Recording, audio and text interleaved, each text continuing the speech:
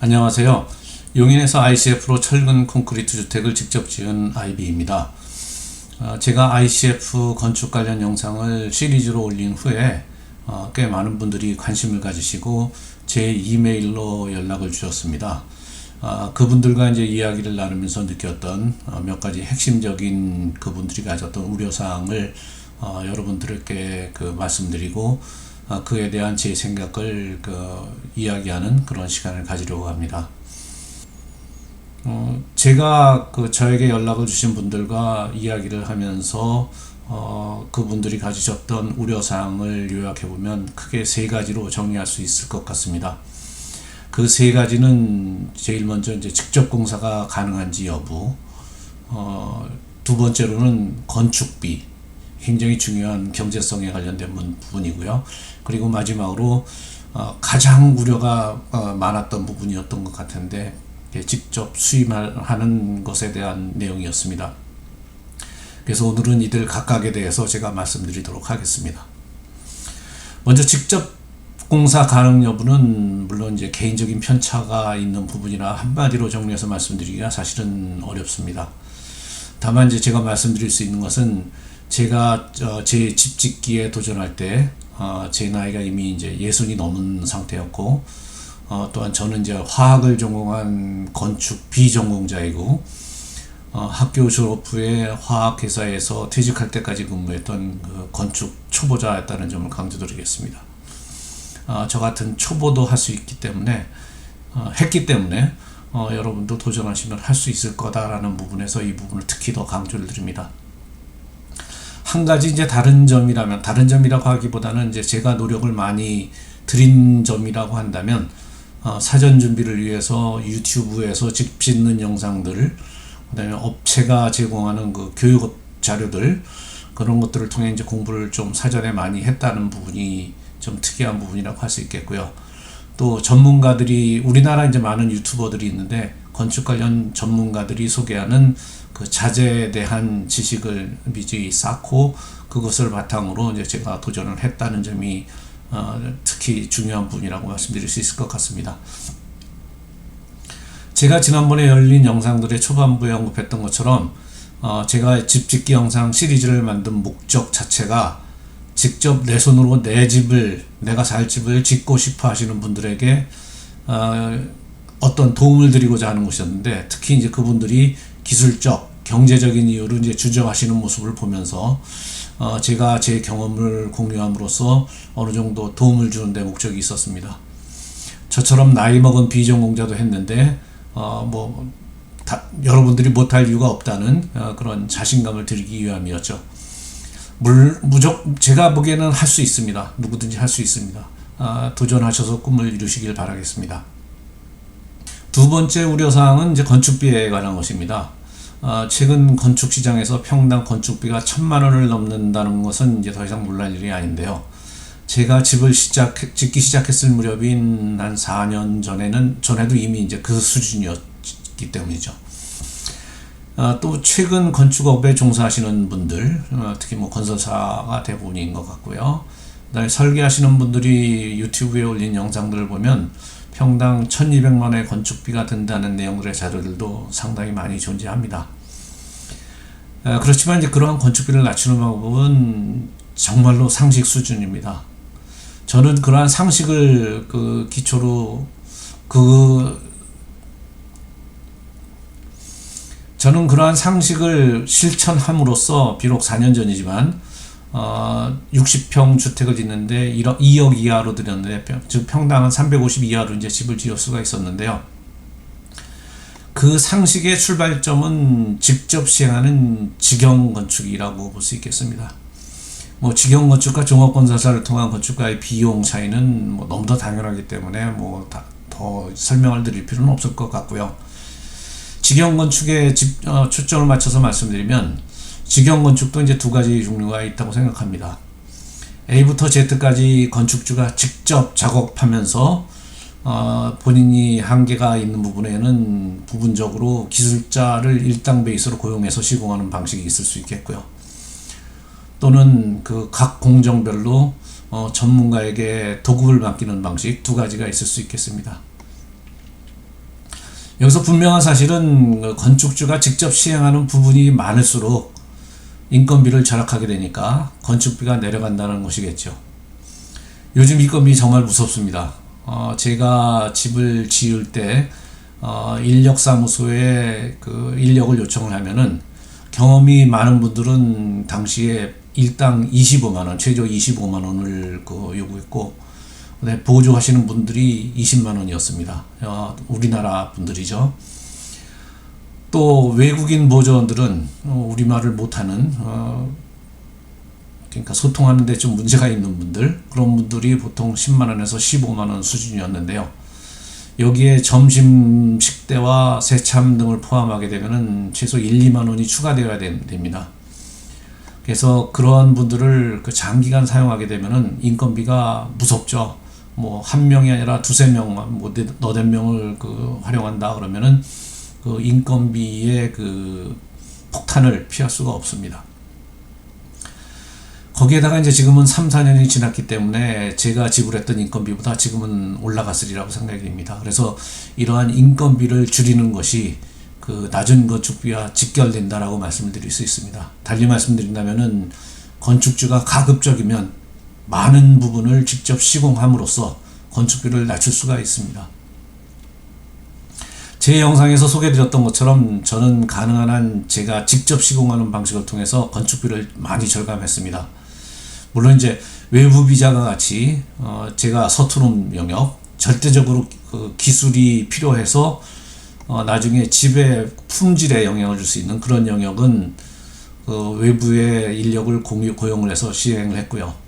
또 사용 승인을 받을 때 필증이 반드시 필요한 영역, 그리고 시공 시 작은 실수가 향후에 큰 문제가 될 수 있는 영역, 그런 부분들은 일부 1당 기준으로 도급을 줘서 실행을 하였습니다. 여기서 1당 베이스의 도급과 전체 공정을 도급을 주는 방식은 어느 것이 더 경제적이다라고 저는 사실상 계산은 하지는 못했습니다. 그래서 그 부분은 여러분들이 직접 집을 지실 경우에 혹시 필요하시다면은 견적을 받아서 확인을 해 보시는 것이 좋다고 생각이 듭니다. 인건비 외에 또 자재비도 중요합니다. 자재가 일단 결정이 돼 가지고 자재를 구매하려면 여러 가지 공급처에 대해서 검색을 하게 되고, 그렇게 하게 되면은 이제 여러분들이 쉽게 느끼실 수 있는 것은 공급처별로 가격 차이가 엄청나게 크다는 사실입니다. 그래서 결론은 경제적인 자재 구입을 하기 위해서는 검색을 많이 해야 되고, 또 실제로 나타나지 않는 그런 업체들도 많이 있기 때문에 돌아다니시면서 일일이 발품을 팔아서 견적을 받고 결정하는 것이 중요하다라고 말씀드릴 수 있습니다. 또 제가 사용했던 방식은 일당을 주고 고용하신 분들, 그분들은 이제 때에 따라서는 도급도 하시는 분들이기 때문에 그런 공급업체에 대해서 많이 알고 있습니다. 그분들도 역시 품질이 확보되면서 공급을 싸게 해주는 그런 업체들을 찾게 되는데, 그분들이 저희보다는 훨씬 더 많은 정보를 가지고 있습니다. 그래서 그분들께 물어봐서 공급처에 대한 정보를 얻어가지고 그쪽을 접촉해 보시는 것도 하나의 팁이 되겠습니다. 요약해서 말씀드리면은 건축비를 줄이는 원칙은 단순합니다. 직접 시공하는 부분이 많아야 되고, 그 다음에 발품, 노력을 많이 들여서 자재를 싸게, 물론 이제 품질을 희생시키면 안 되겠죠. 품질이 희생되지 않는 한에서 싸게 구하는 것이 정답입니다. 이거는 굉장히 상식적인 내용이죠. 마지막으로 세 번째 우려사항, 가장 우려가 큰 부분인데요.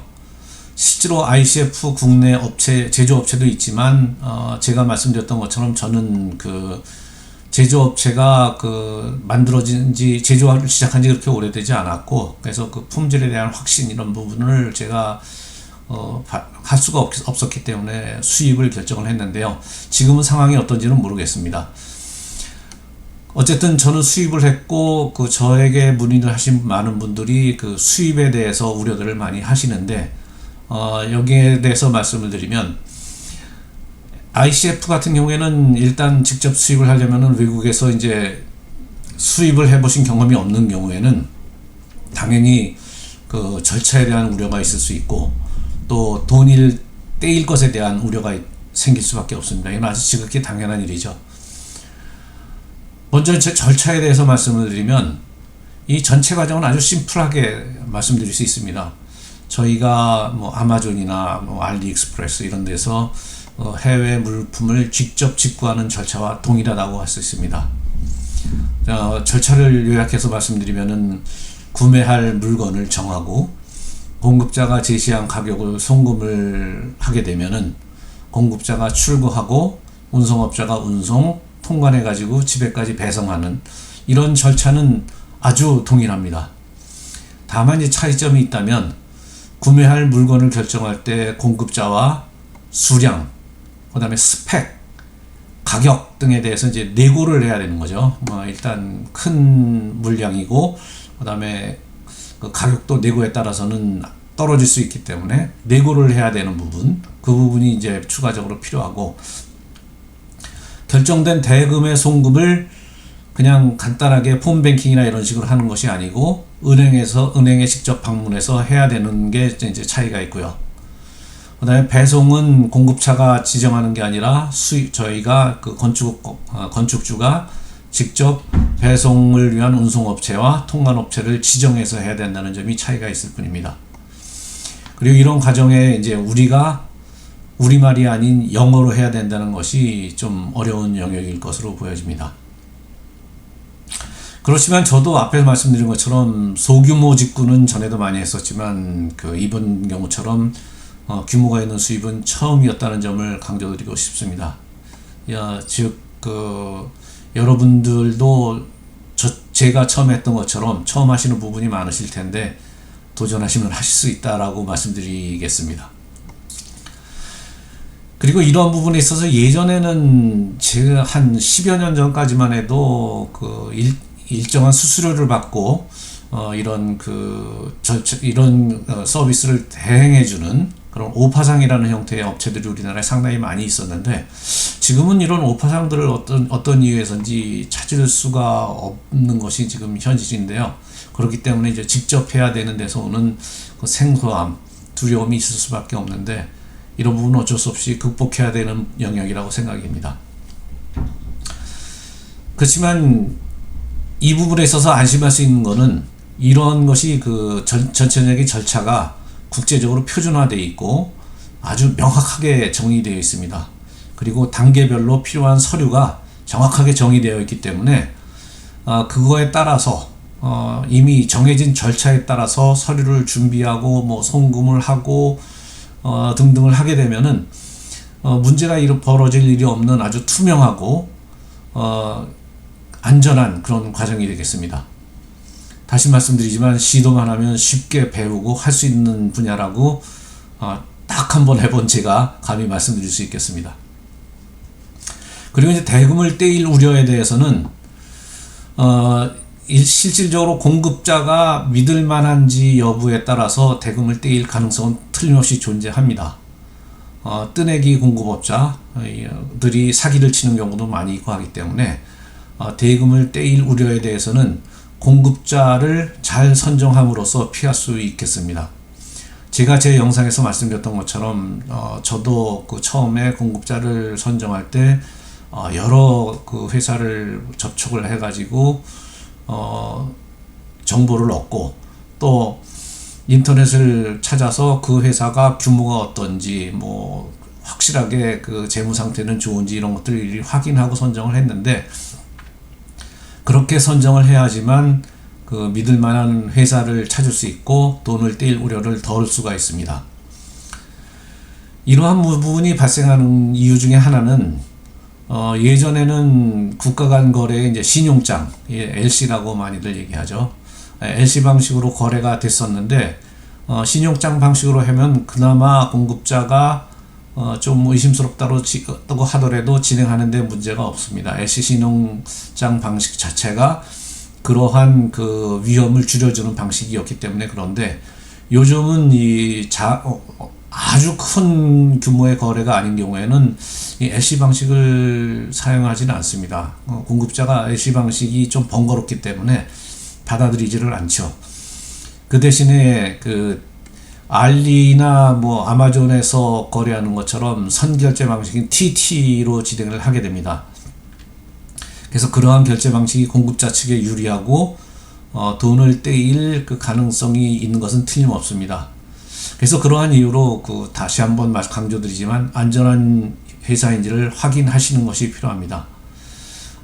저는 그 여러 가지 그 조사를 통해서 ICF 공급업체 중에 그 미국을 그 중점적으로 그나마 믿을 수 있는 국가라고 생각이 들어서 미국을 중점적으로 그 찾았고, 그 중에서 그 ICF, 미국의 ICF 생산자 협회에 메인 회원으로 가입되어 있는 회사, 그 회사의 재무 상태나 아니면 전체적인 공장 분포, 그 다음에 유튜브에 올라와 있는 그 회사의 평가, 이런 것들에 대해서 검토를 한 다음에 그 업체를 선정을 하였습니다.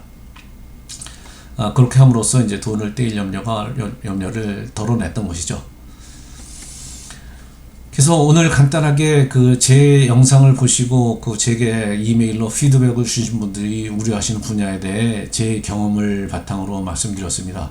이것이 얼마나 도움이 되고 여러분들이 시도하시는데 자신감을 드릴 수 있을지는 모르겠지만, 무엇보다도 저는 제가 이 공사를 시작할 때 저도 생판 모르는 초보자였고, 그렇게 해서 초보자가 하나하나 밟아가면서 그 성공을 시켰기 때문에 여러분들도 할 수 있다라는 그런 생각을, 확고한 신념을 가지고 있습니다.